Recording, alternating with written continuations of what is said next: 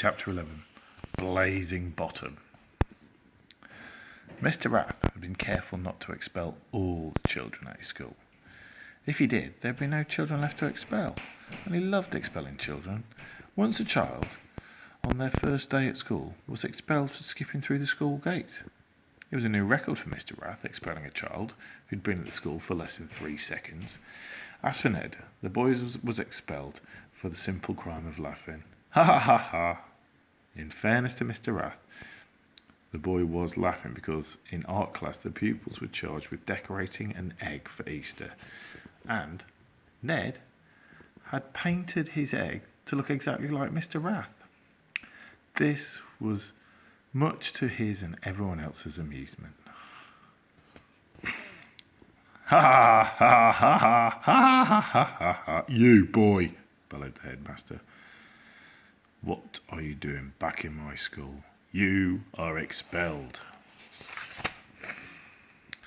Hello again, sir, chirped Ned. He didn't sound too bothered.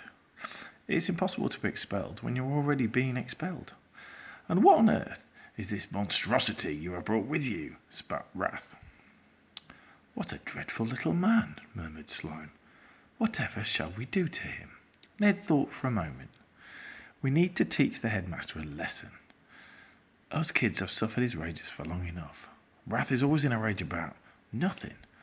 Let's finally give him something to be really, really, really angry about. Splendid. Now let me think. Too late, Blobby, shouted Mr. Rath. I'm going to punish this boy severely. Did you hear me? Severely. With that, the headmaster whipped out the long wooden ruler he'd been concealing under his cloak. Rath lunged at the boy, ready to strike. Thwack, thwack, thwack went the ruler as it chopped through the air. Just as Mr. Rath was about to cause Ned excruciating pain, Slime shapeshifted into a giant octopus, a Sloctopus. One of the Sloctopus's arms wrestled the ruler from the headmaster while another looped around the man's ankle. Before Mr. Rath could shout, "Expelled!"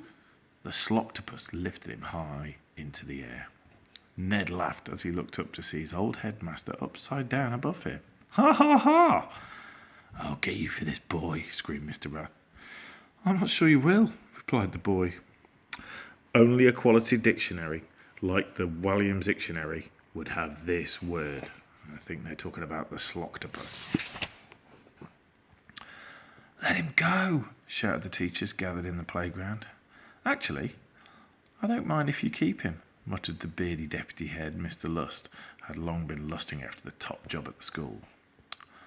What now, my young friend? Asked the Sloctopus.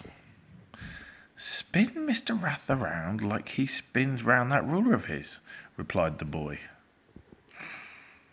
I don't mind if I do. So the Sloctopus spun the headmaster faster and faster and faster still. It was as if Mr. Rath were on a particularly puketastic fairground ride. Pukesome, puculus, all words you will find in your Williams Dictionary, available from all bad bookshops. Gonna have to get me one of these.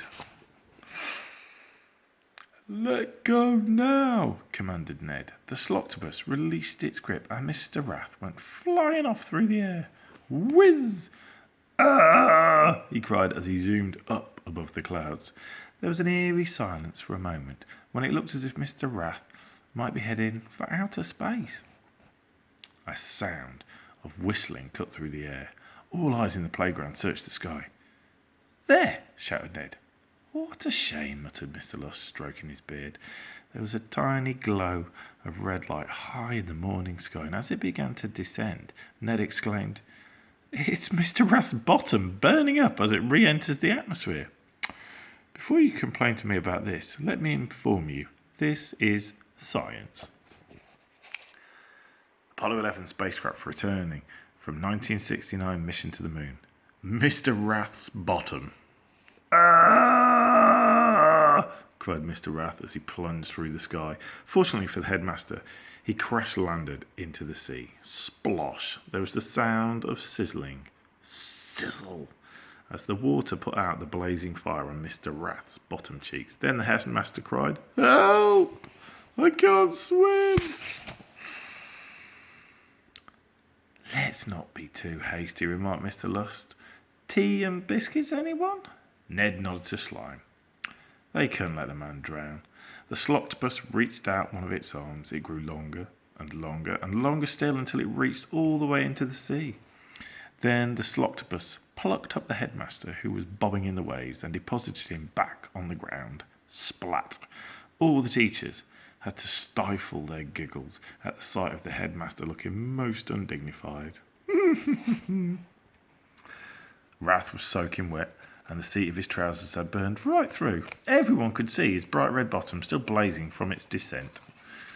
It was so red it looked like a baboon's bottom. All the children still had their faces pressed up against the classroom window. No, they were laughing at their headmaster too. Ha ha ha ha ha ha! No one laughed louder than Old Man Giles, the 92-year-old pupil whose punishment was being put down a year every year. He had been at Mulch School the longest, 87 years to be precise. Ha ha ha! Old Man Giles chortled so hard that his false teeth shot out and hit the window. Clunk. This only made him laugh more. Ha ha! If Rath were an egg, he would now be scrambled. "Goodbye, sir," chirped Ned sarcastically. The Sloctopus transformed into a hot air balloon, a slaloon, and it whisked the boy up from the bench into the sky. "My ruler!" bellowed Rath. On cue, the slaloon dropped the ruler and it landed on the headmaster's head with a clunk. Another reference to the Williams Dictionary. Ha ha ha ha ha ha ha ha ha ha! Laughed all the children. "Don't come back again soon. Finish him off, please." "Sorry. Do come back again soon. Finish him off, please," called out Mr. Lust. Chapter 12 is Cold Hearts, and we'll read that one tomorrow.